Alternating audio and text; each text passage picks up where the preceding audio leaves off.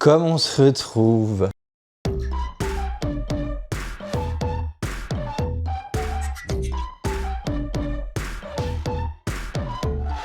Hello, on se retrouve pour une nouvelle vidéo pour MrGPT. Donc c'est le deuxième brief du compte MrGPT. Et aujourd'hui, cette vidéo, elle va pas être, comment dire, je vais pas la traiter comme une vidéo où je fais une identité en 5 heures, mais j'avais vu un commentaire qui me demandait de plus présenter ma façon de créer et de penser. Je vais essayer, parce que c'est vrai que moi j'ai du mal à parler en même temps que je produis, je préfère produire et vous présenter. Donc peut-être que je vais produire, mais je vous présenterai comment j'ai produit la chose. On verra ça comme ça.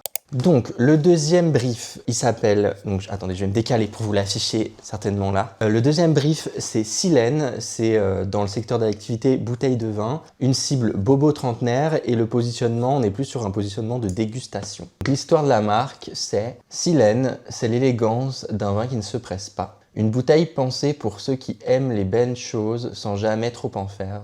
Son nom évoque à la fois la mythologie, Silène, compagnon de Dionysos, symbole d'ivresse sage et de joie épicurienne, et la nature silencieuse dans laquelle mûrissent les grands crus. Silène s'adresse aux trentenaires curieux, esthètes mais détendus, ces bobos qui fuient les conventions sans renier les plaisirs raffinés. Ici, pas de château en étiquette dorée, ni de discours pompeux, juste des cuvées de dégustation choisis pour leur authenticité, leur caractère et leur capacité à accompagner une conversation jusqu'à tard dans la nuit. Chaque bouteille est une invitation à prendre le temps, à savourer l'instant, à refaire le monde dans une cuisine ouverte ou sur un balcon de ville. Silène, c'est un vin qui parle à ceux qui écoutent. Donc ça, c'est un peu le brief du coup qui a été développé suite aux différentes stories sur lesquelles j'ai interrogé la communauté sur la commu sur l'Instagram de MrGPT. Et donc, j'ai commencé à réfléchir à ce brief à l'écrit. C'est-à-dire que moi, quand je réfléchis un brief, quand j'ai un brief, je note tous les mots qui m'intéressent. Donc déjà, j'ai noté,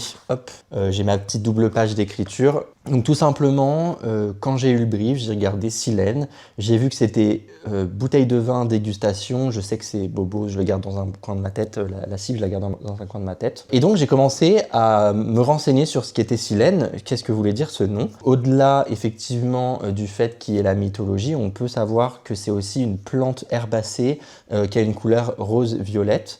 Mais du coup, Silène, c'est qui? C'est le tuteur et le père adoptif de Bacchus en Grèce. Du coup, il est sous forme de satyre. Je ne sais pas si vous savez, mais les satyres, en gros, il me semble, ce sont des hommes avec des parties du corps qui font référence aux chevaux. Ensuite, j'ai noté des idées un peu en vrac. Donc, qui dit raisin dit grappe de raisin.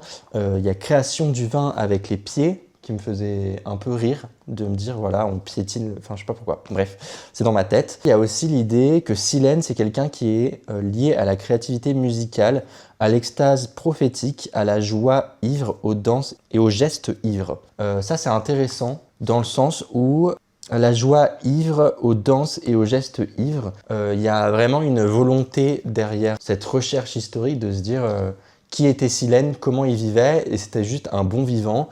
Et je pense que la cible des trentenaires bobos, c'est aussi des bons vivants. On n'oublie pas aussi le fait que ça soit la dégustation, et du coup, qui dit dégustation dit le vocabulaire du vin, et forcément, il y a tout ce qui est accord. Donc il y a le vin avec le fromage, le vin rouge aussi, du coup, il y a des termes un peu plus différents. Donc le vin rouge, c'est puissant, le vin léger, ça va aussi avec la viande rouge et les viandes blanches, etc. Enfin, j'ai un peu noté tout ça, tous les mots genre pur, riche, rond, soyeux, épicé, souple, doux, tous les termes du vin. Et en fait, dans ma tête, j'en fais un peu des connexions. C'est-à-dire que, par exemple, quand je ramène Silène qui est liée à la créativité musicale, à l'extase prophétique, à la joie, et on a aussi dans la dégustation le terme d'accord, qui est en fait tout simplement quelque chose qui est lié à la musicalité. J'ai commencé à réfléchir, à me dire qu'est-ce qui peut être intéressant de montrer sur la bouteille du vin. Par exemple, on pourrait avoir une instruction de, par exemple, moi je sais que je ne me connais pas en vin, je ne sais pas quel vin va avec quel mets, etc. Et je pense que ça peut être intéressant d'ajouter une petite étiquette sur le goulot, vous voyez, assez délicate, juste pour écrire, voilà, c'est un vin qui est tel temps, et avec quoi il se déguste. Je trouve que ça peut être intéressant dans la démarche de la clientèle qui est en soi jeune, et si elle est comme moi, puisque moi je me rapproche littéralement un peu de la trentaine au fur et à mesure. Et moi je m'y connais pas en vin et j'ai pas envie de passer des heures et des heures dans un rayon à devoir demander à quelqu'un, etc. Bon, encore demander à quelqu'un c'est chouette, mais j'ai pas quand je suis dans un rayon classique, j'ai pas envie de prendre des heures à me dire, à chercher sur internet quel vin va à quel truc, est-ce que celui-là je l'achète, etc. J'ai envie qu'il y ait une vraie définition de avec quoi déguster le vin, etc. Je réfléchissais aussi au fait que tous les vins soient différents, donc pur, riche, rond, soyeux, épicé, souple, doux, franc, etc., etc. Potentiellement réfléchir à l'idée que chaque vin a une propre typo avec son propre caractère, puisque chaque vin a son propre caractère. Pourquoi pas, typographiquement parlant, on pourrait avoir une typo par vin. Donc voilà, donc le vin blanc corsé par exemple, ça pourrait être un empâtement piquant. Le vin rouge puissant, on va être sur quelque chose de très bold. Et j'ai commencé à faire des rapports par rapport à ce que, en termes de culture historique du design, ça me fait penser tout de suite la musicalité à plusieurs choses. Soit il va y avoir vraiment ce côté script très organique en fait, vraiment avec les déliés, les pleins. Soit moi personnellement, il y a quelque chose qui m'intéresse beaucoup dans les années 30 et qui fait référence à un travail d'un designer italien, mais je me souviens plus le terme. Par contre, j'ai ressorti mon gros livre, le graphic design des années 1890 aux années 1959. Franchement, je vous le conseille. Alors moi, j'ai les deux, on me les a offerts. Enfin, le premier, qui est celui-là, on me l'a offert à mon premier pot de départ de mon alternance.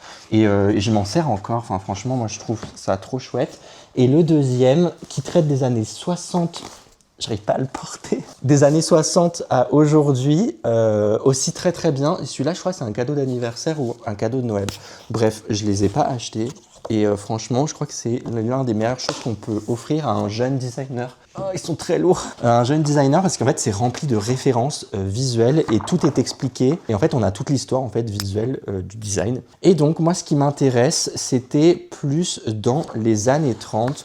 Quand je pense à du design dansant, je pense un peu à tout ce qui est Kandinsky, Bauhaus, parce que pour moi, c'est le moment où, même si tout est calé, bah en fait, ça danse un peu visuellement. Enfin, je sais pas comment l'expliquer, mais c'est moi la lecture que j'en fais. Je trouve que visuellement, je vous mettrai des refs de photos que je prendrai dans le livre et je vous les mettrai à droite. Et surtout, moi, le visuel qui m'intéresse le plus, au-delà des typos qui se mettent à danser, c'est voilà, c'est celui-là. C'est un travail de 1927 de Fortunato De Pero. Et pourquoi c'est intéressant parce qu'en fait, on a vraiment cette idée de contraste, l'idée de deux choses qui s'imbriquent, mais qui se rencontrent et qui créent du coup une nouvelle couleur, entre guillemets. Il y a vraiment une idée, je sais pas, moi, je sais pas pourquoi, à travers ce visuel-là, j'imagine par exemple du jazz. Enfin, j'imagine vraiment un truc un peu dansant, un peu, mais du jazz un peu tonique. Enfin, pas du jazz un peu cool. Et du coup, c'est un peu comme ça que je réfléchis. Et je continue de tourner les pages. À travers toutes les références visuelles qui m'intéressent, je vais commencer à réfléchir comme ça. Donc voilà.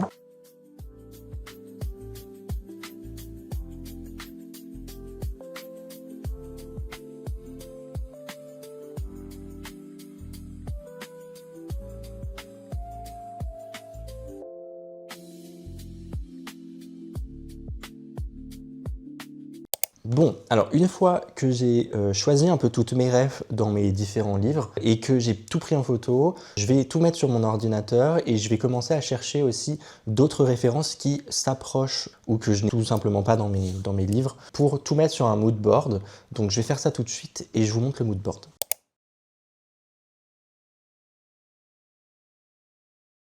Bon, j'ai fini mes mood boards. Alors, le premier mood board, c'est vraiment tout ce que j'ai trouvé dans le livre et ce que j'ai retenu aussi qui m'intéressait le plus. Je vous ai mis à chaque fois les noms des designers slash artistes qui m'ont intéressé. Donc, tout d'abord, il y a Cassandre. En fait, il y a vraiment cette idée de croisement et d'accord que je voulais garder. Donc, comme on voit sur la fiche de Nord Express, le titre Nord Express, il est coupé comme ça, vous voyez.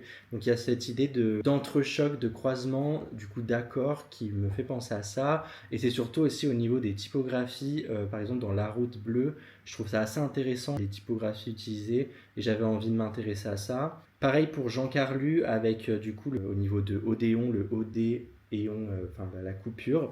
je me suis vraiment intéressé là-dedans. Fortunato Depero, c'est cet artiste-là où quand je l'ai vu, je me suis dit, ok, là, il y a un vrai truc qui est intéressant parce que je trouve que là-dedans, on ressent l'accord et l'ivresse joyeuse. Je sais pas pourquoi, et surtout la musicalité aussi, hein, bien sûr, tout au fond. Mais ça, du coup, j'ai fait un mood un peu plus précis sur Fortunato Depero que je vous montre après. J'ai remis Kandinsky parce que, bah, ivresse joyeuse, je vois Kandinsky, visuellement parlant, je sais pas pourquoi. C'est, encore une fois, hein, c'est moi comment je fonctionne, c'est personnel, c'est genre comment j'imagine la chose. Et après, j'ai fini avec quelques visuels qui m'intéressaient pour différentes raisons.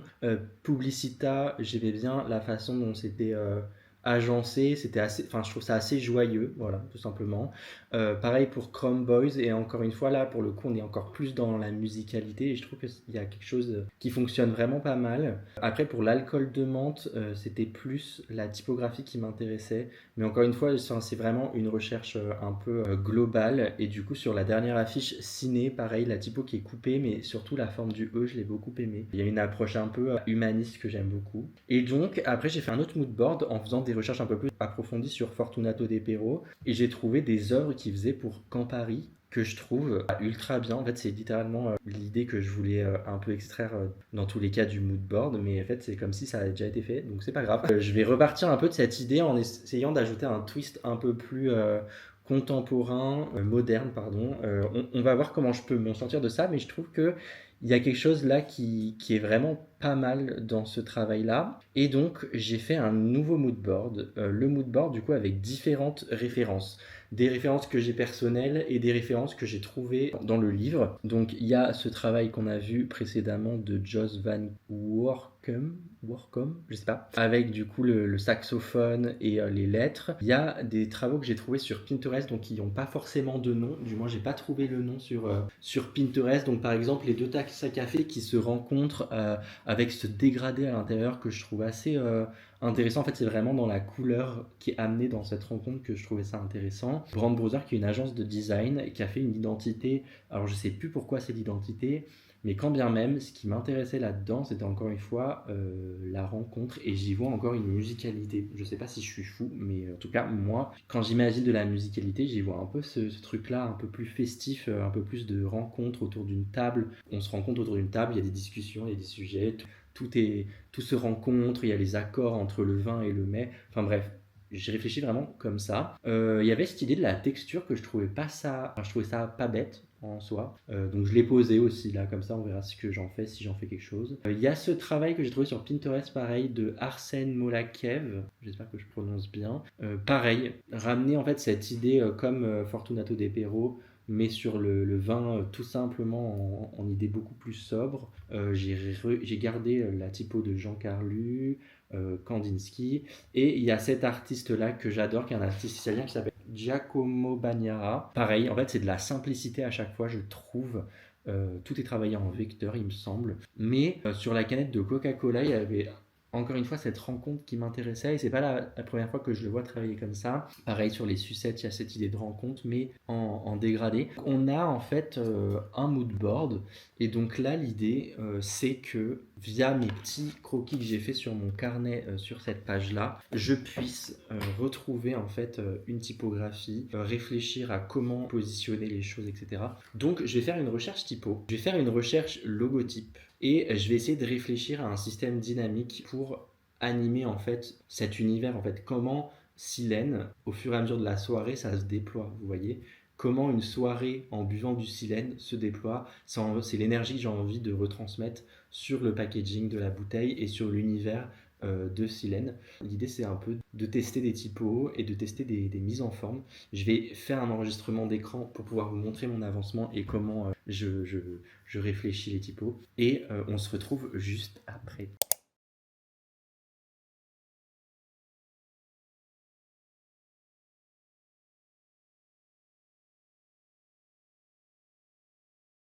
Alors, j'ai travaillé du coup la typo. En fait, en pleine réflexion, je me suis dit que c'était un peu compliqué de ne pas avoir de typo logo genre, qui soit pareil sur tous.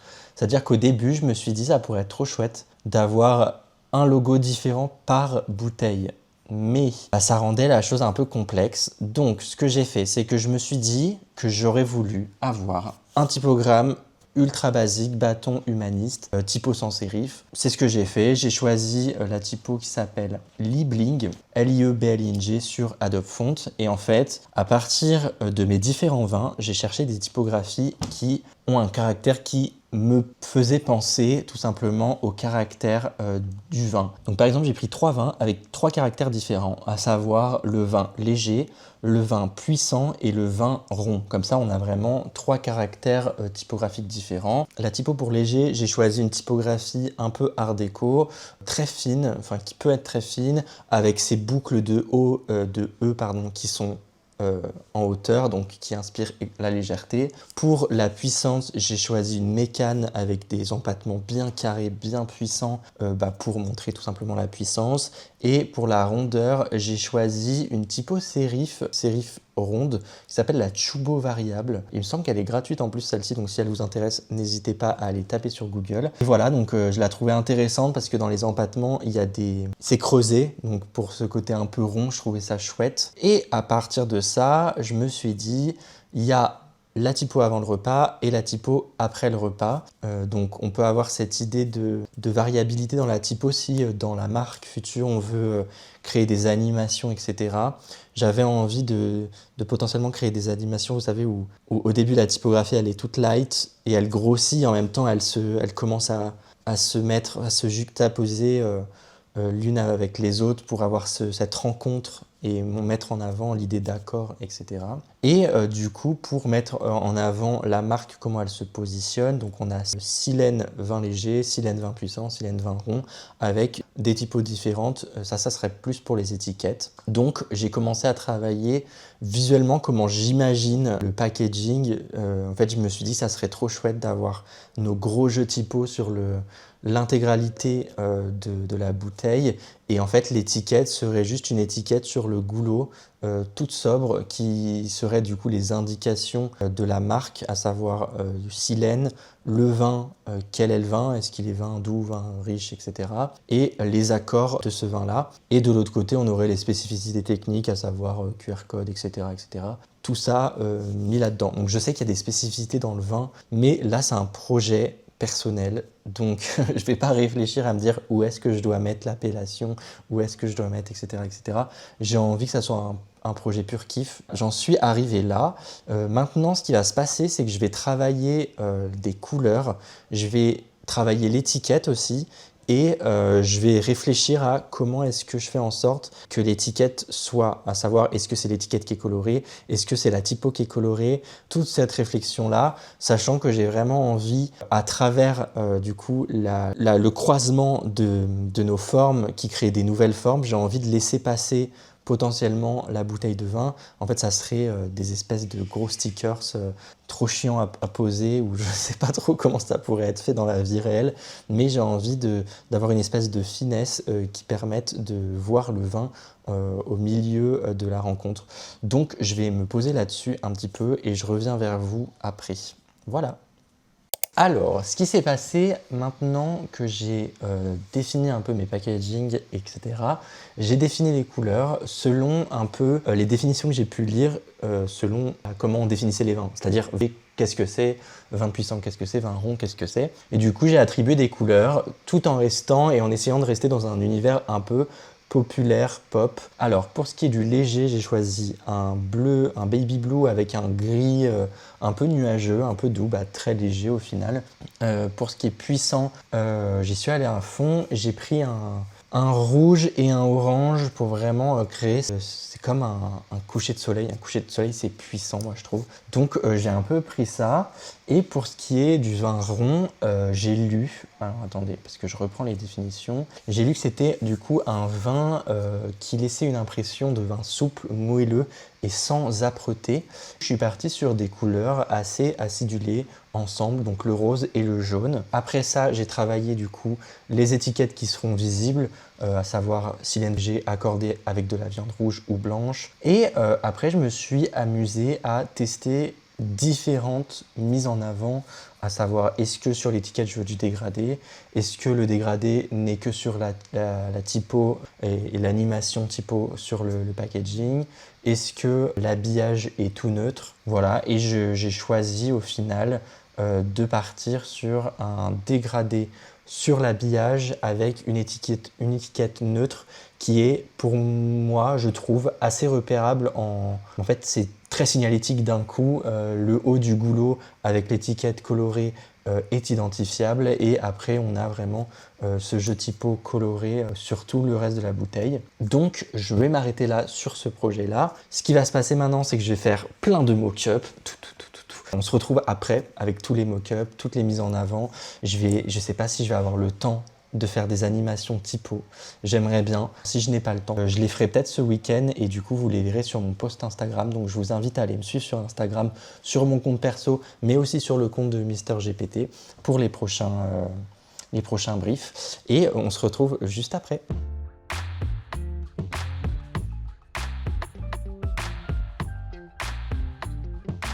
Et voilà pour Silène, le projet numéro 2 des MrGPT. N'hésitez pas à aller vous abonner au compte MrGPT si vous aussi vous avez envie de faire des petits briefs et créer des briefs en story. J'espère que ce projet et cette vidéo vous aura plu. C'est vrai que c'est différent de ce que je fais d'habitude. J'ai pas l'habitude d'expliquer vraiment mon processus créatif et j'ai essayé de le faire au mieux. J'espère avoir répondu aux attentes. N'hésitez pas à me mettre des commentaires pour savoir ce que vous en avez pensé, à me suivre sur mes différents réseaux sociaux. Quoi d'autre? Mettez un like sur cette vidéo si elle vous a plu. N'hésitez pas à vous abonner, à activer la cloche des notifications. Et puis, nous, on va se retrouver une prochaine fois pour plein d'autres vidéos. Voilà, des gros bisous.